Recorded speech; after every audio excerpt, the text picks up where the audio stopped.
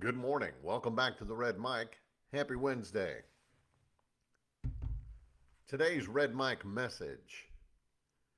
Just the facts, ma'am. Please, just the facts.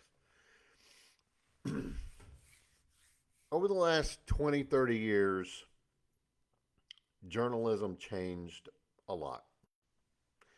And because it happened gradually, I think we just became numb to it. But as a former reporter, I've noticed it a lot, and it bugs me. Whether it's print, video, radio, whatever it is, the adjectives used will tell you the reporter's agenda or maybe his outlet's agenda. Not the facts, not the reporting, the adjectives. Far right, far left, radical, threat to democracy, MAGA extremist, socialist, Marxist,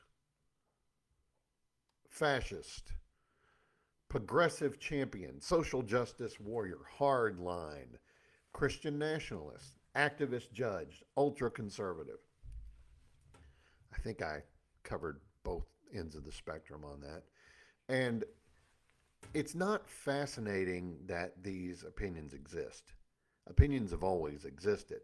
The difference is that modern media almost always is inserting itself directly into what's presented as straight news coverage. The framing comes baked in. The language itself becomes prosecution. I'm not pretending, though, that journalism was perfect. It wasn't. Um, I've had bosses that would, you know, tell me, okay, this guy is a bad person. Go find, the bad stuff. I'm rewriting a lot of the words.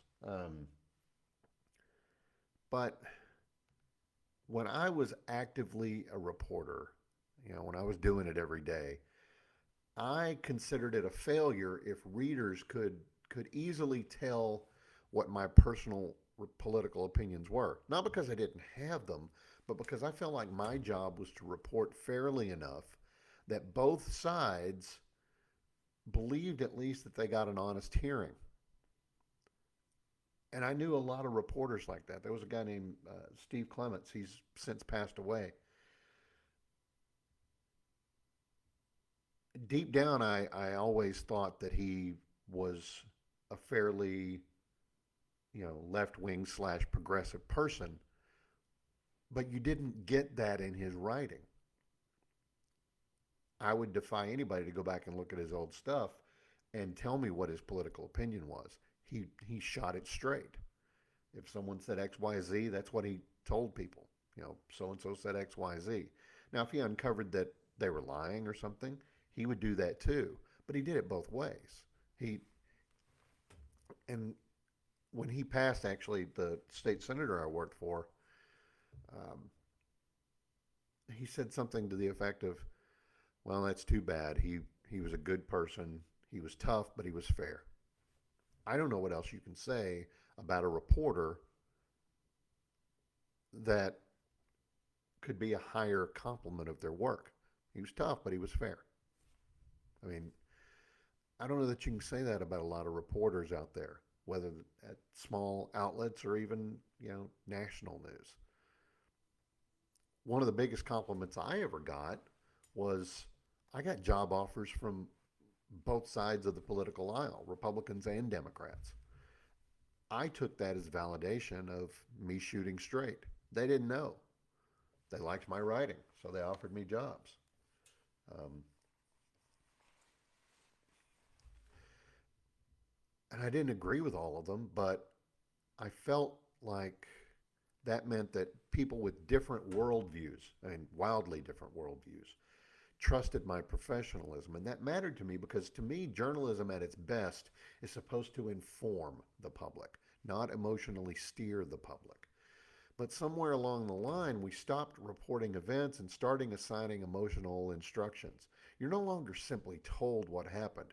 You're told how dangerous it is, how outrageous it is, how historic it is, how unprecedented it is, how terrified you should be.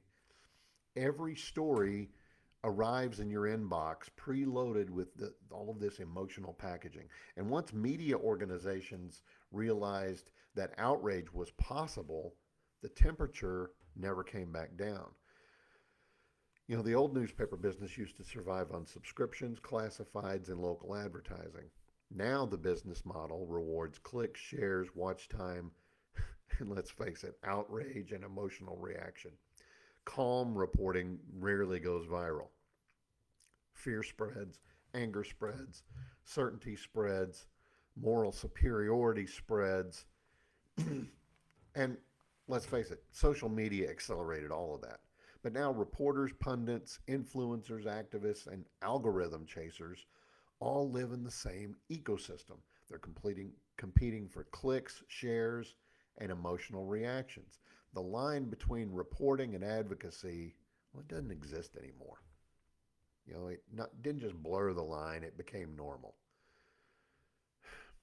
Fair reporting does not mean pretending facts are equal when they're not.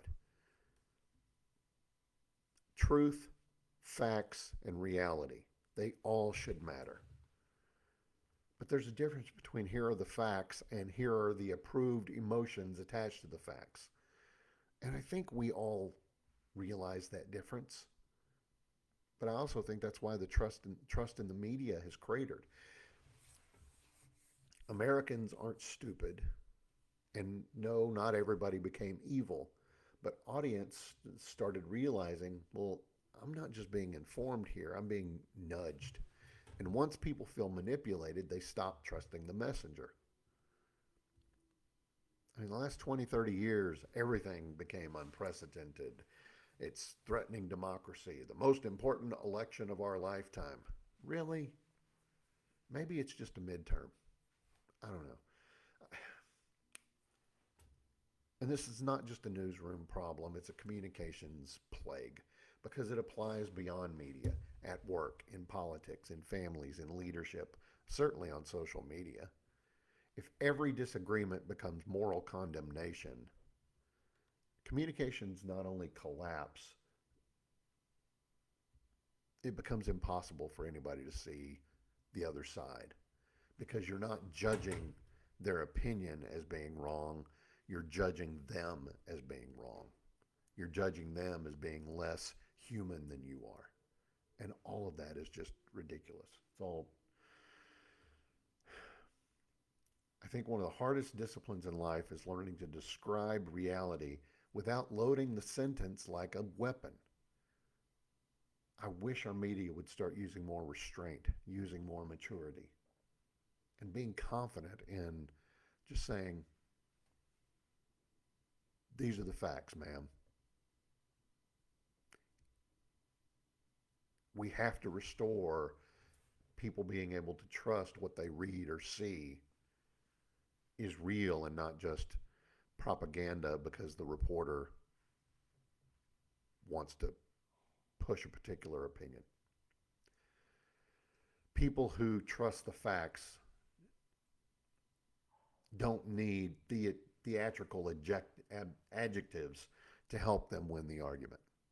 So again, I beg, I plead, if you are in the business of reporting, just report the facts, ma'am. We'd appreciate it. That's today's Red Mike message. Tomorrow, my last piece in my Clean Communicating series will touch on useless warnings. I hope you'll join me. I hope today's message touched you in some way. Please give me a like, a follow, and a share. I appreciate you much. I'll see you next time. And until next time, don't forget, life is short. Drink the bourbon. I'll see you.